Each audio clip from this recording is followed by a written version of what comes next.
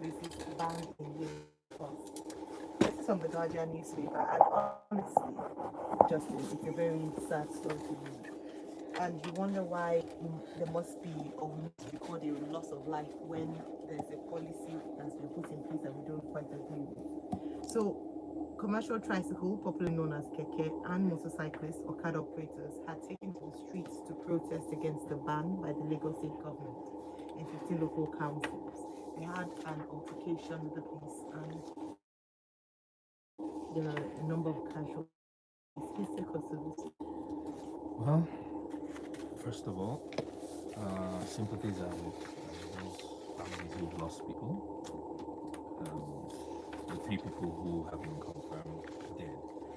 And there was also a bus driver who was shot in the stomach, taken to a hospital. There's been no further updates about his condition at this moment or in this report. But it's interesting that the police public relations officer DSP Bala El-Kana denied the alleged shooting, saying no casualty was reported. Let me just read out a quote from him. It was a violent protest, said El-Kana, because they attacked innocent citizens and we cannot fold our hands to watch them perpetrate evil. I am not aware of any casualty. The brief caused major obstructions on the road, running tires, looting and stealing. Let me stop there. The government stay wild, right? Actually, of the incoming It was ban, proposed, right? yes, Yeah. the ban. I could have told you for free back then that there would be backlash from the Okada operators. I could have told you for free that street boys who are affected by this would have a reaction. Yes. Sad to say, I could have also told you for free that the authorities would not be prepared for it and would be reactive, as is usual. I could have also told you that the police would use live fire, which is what they did. Policing does not have to be repressive, does not have to be all-out war. This is not condoning hooliganism, this is not condoning brigandry of any sort. But the reason why the police exists to enforce order is also maintaining peace and maintaining societal order does not necessarily need to result in. We knew there'd be reactions. The police have been better prepared to diffuse the situation by de-escalating. You don't escalate conflict every time it arises. First order of priority, try and de-escalate. And every time Carlos videos on social media circulating while there's people who were confirmed dead. Again, because human life has been. Even the reportage kind of humanizes further the victims. Yes. We never get names. So people lose their lives and they become a statistic. So we're told the victims included a student, a woman in an Ilorin-bound vehicle, a tricycle operator. We never get names. Or do you think on this occasion, do you think it's because of how it's still quite early and they wouldn't want to be the first people to release the names, bearing in mind their family members would not have heard about this? Granted, let's wait for when we will know names. I'm not holding my breath. We have messages here on Twitter. This one from Yomi Akari. He said, these Okada guys can't be regulated, hence the ban. However, the ride-hailing services and the rest but they should not spoil it with all these nonsense protests, he said. He also adds, regulate the green. I'm in support of the Okada ban 100%. All right, I think it's important to mention that the protests that happened and violence yesterday happened in the Ijeh area in Lagos State. And then this one from Waji. Waji says, hey Justin, I agree with you. What should the police have done when they were getting shot at? The whole thing is a mess. Police should have been better prepared. And Dami says, this is why sometimes I don't feel sorry for the police's welfare. We are suffering together, yet they choose to be very aggressive and kill people. Hashtag shame. Ngozi says, good morning. I fully understand the ban on Okada to address security issues. There's been an influx of Okada riders from certain parts of the country, which pose a huge security risk. Why the ban on licensed operators who have the recruitment process, have an app, etc., Has there been a report of any crime by riders of these operators? Nigerian police take advantage of an opportunities of every little thing now. Why the shooting? Just because people were just showing their feelings. It's very bad. Banning the keke and okada, for instance, it would only increase the risk of robbery in the city. I think also it's important to mention the other backlashes of this ban, and the NURTW chairman, known as MC Olomo, has come out to say that bus operators shouldn't increase fares. I don't know how this should be effective. So and how again, high it that's will be. one of the symptoms of us not thinking things through that actually have society-wide impact. When the enforcement was being contemplated, right, because the laws have been in place for a while. When the enforcement was being contemplated, one of the potential fallouts was, as to be expected, an increase in fares. Price gouging is the go-to, right, response a lot of the time here. Transport is regulated. Map out the routes, calculate the routes, and enforce price caps. Absolutely. Thankfully, the yellow buses are organized.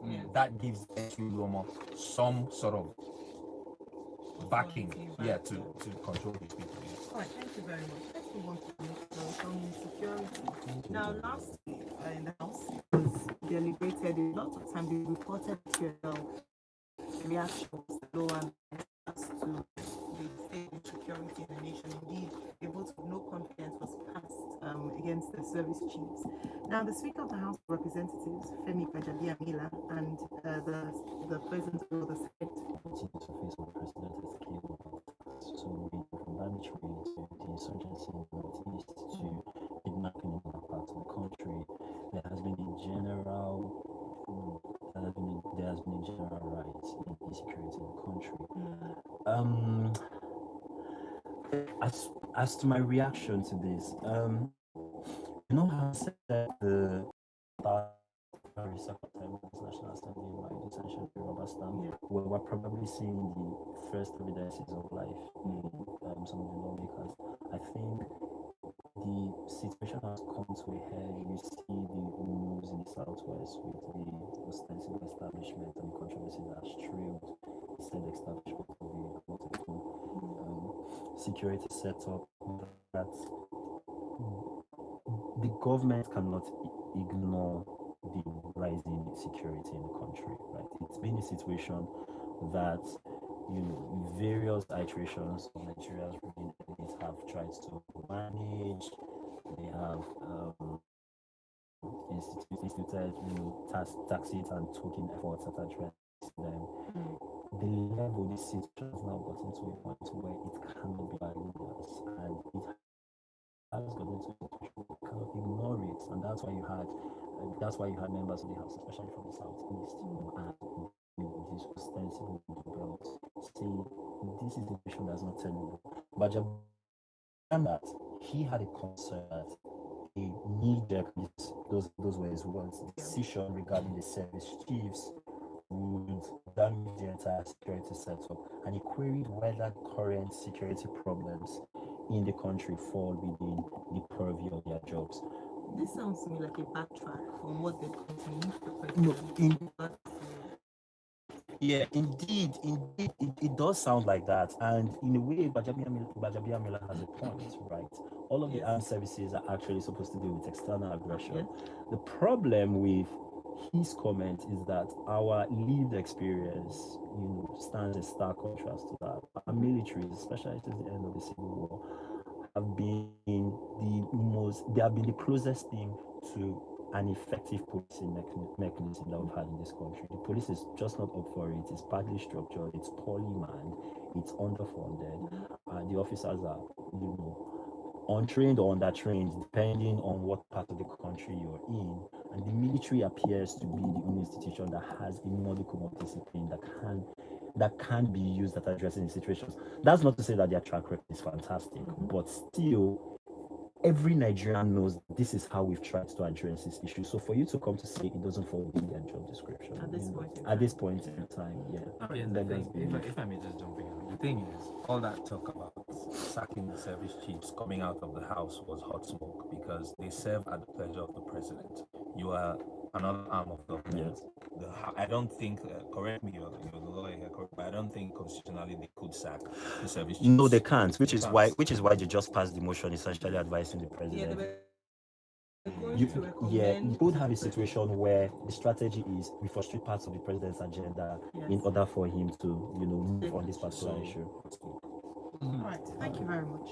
All right, we have messages here on WhatsApp. This one from Yinka says, Val asked a very important question earlier, that if any of these registered operators have any record of crime.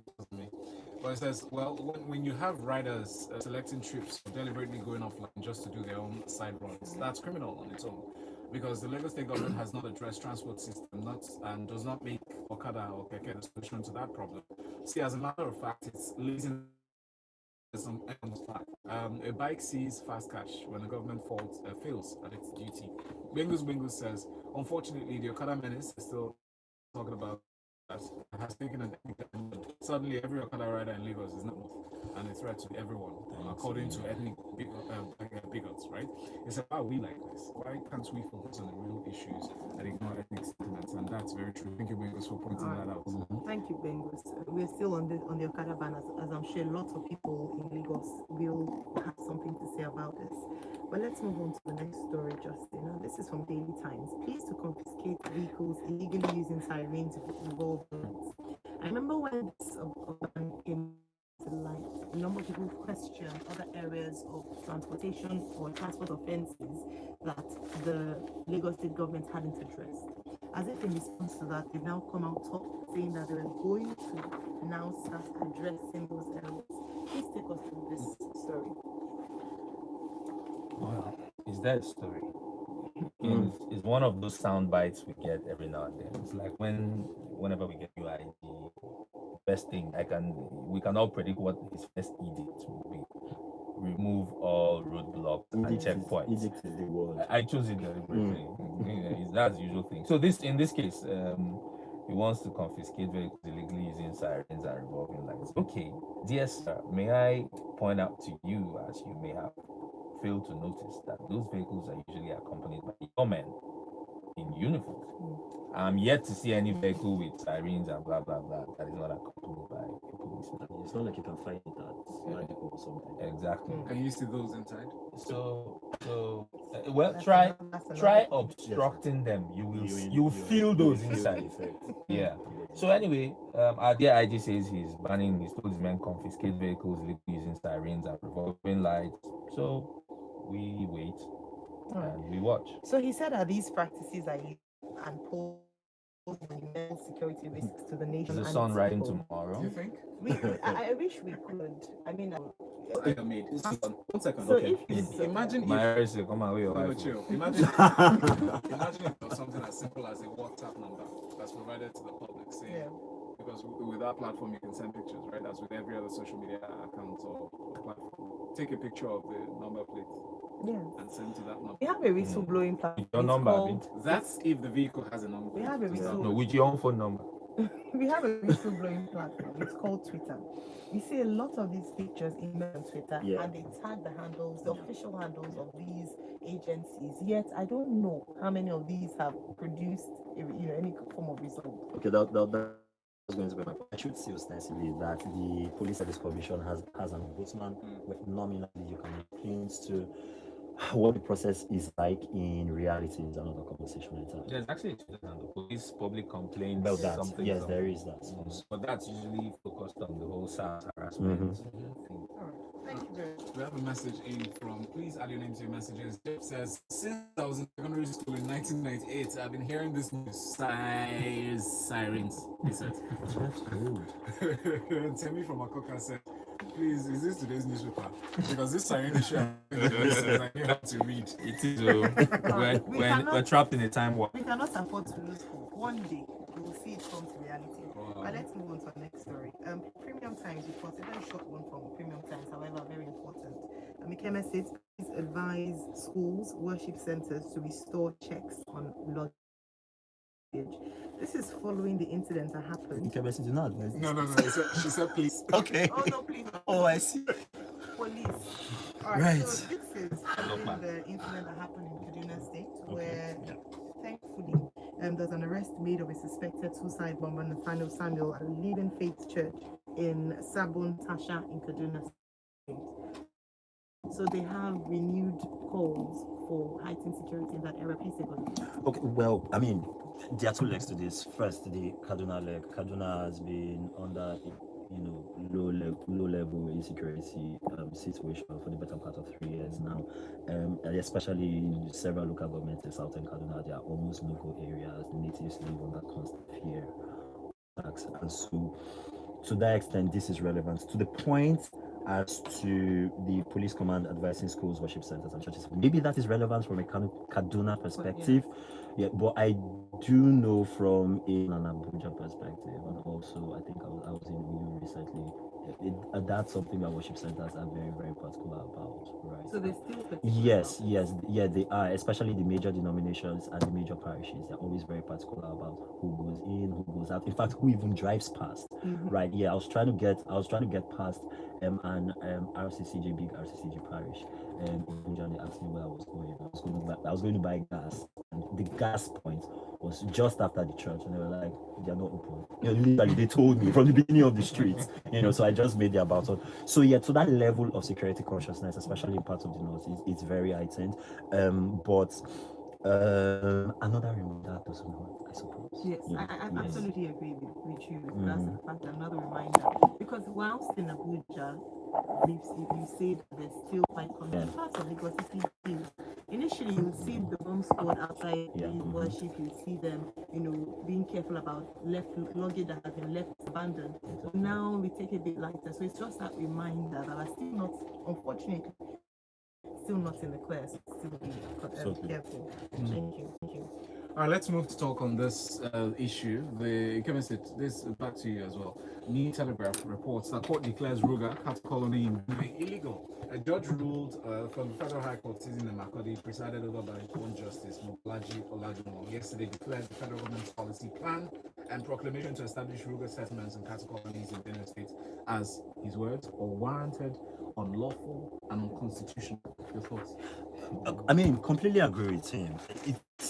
Okay, so this dovetails back to Justice's earlier point about the thought process and the follow through when various arms of men come out and they make certain proclamations. It's very easy. The government, the Attorney General of Benue State argued in the court that by virtue of Section 1 of the Land Use Act, all ownership of all land in any particular state invested in the government state is basic law. Every 400 level law student in this country knows that, right?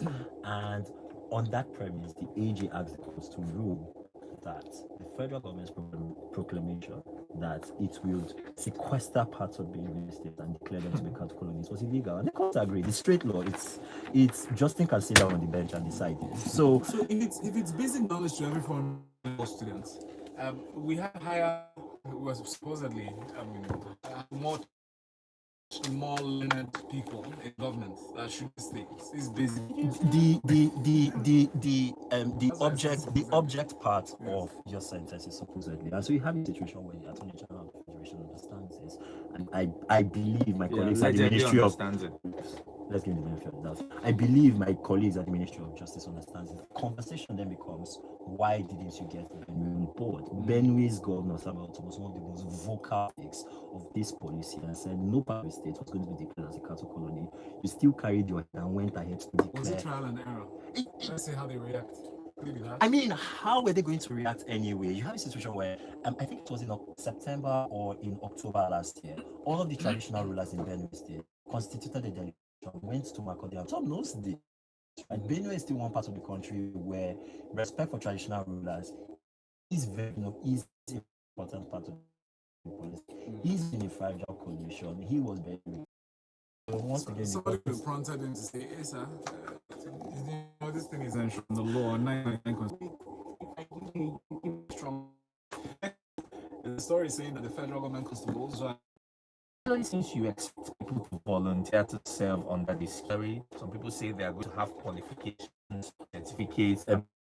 That person not even giving us a green light. So there's but what I can make from, I think the person who was interviewed who made some intelligent, this was, is it Frank Mba? What's his name again? Yeah, Ben. So Frankenba deputy, right? And the special marshal, exactly. So this is the model they are trying to create. My Of question course, to you, Justin, though, yeah. is as a worker, right? You work in a company, you have a full-time job. Would you want to put yourself and your family in the spotlight? willing? Are you willing to sacrifice for your team in that light? I mean, knowing that if people recognize the fact that you're a special constable attached to the Nigerian police force, some sort of okay, you know where I'm going with this. I should mention from a legal standpoint too that the criminal code that applies in the southern states, Nigeria, the penal code that applies in the northern states So does we have two provide. different laws. We'll just say it the way it is. We have No, different they're laws two in the different south. criminals anyway. You want them to put Ikemesit. yeah, so the law does empower private citizens to do basic things like make arrests. Citizens Under certain restricted circumstances. Citizens So there arrest. is a basis in law for these kind of stuff. Yeah, just for those who would ask. It's so there's a basis Yeah, in law. So there's- like Valentine's question is how many people will volunteer themselves to Yeah. take this on? More Is it- importantly, we need to work even if you have volunteer. All right, we have from Twitter, from Dapo Oluwa, who says that this so-called Nathaniel Samuel was first named as Mohammed Sani. How did his name change? Who's trying to hide something and blame someone else? So that's a suicide bomber from Okay. Kaduna State. He was Thanks for that. baptized. And then we have from Gary, what kind of that fellow caught with? It was an Improvised improvised device. device. Yeah. And then we have from YouTube, just a number of people. Well, thank you in your comment. Ian says Frank Mba. Bringing up this song. But do you think, Justin, that they have the wherewithal to, rate songs? Do they have a blueprint to make this or just write up like it?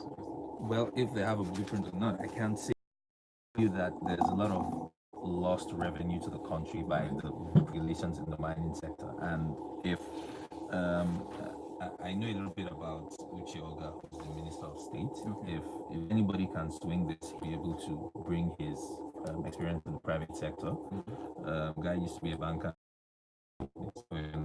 so he should be able to bring his experience and expertise to bear in the sector, because yes, there is a whole lot of revenue potential to be gained by the government. Right now, people are mining all sorts of resources and basically doing it in the black market, and the country is no better for it. The Punch newspaper on strike. Our grounds were federal beyond APIS. ASU is now suggesting that, it's not just Government's argument very well. ASU's argument was that when the government signed the memorandum of action with the union last year, they had agreed on 5 major areas of the agreement, and it did not come up in the conversation. So things like areas of some of the allowances and benefits which the federal government has paid, but is outstanding from 2018 till now, and the federal government are committed to start clearing those backlogs from last year. They haven't done that.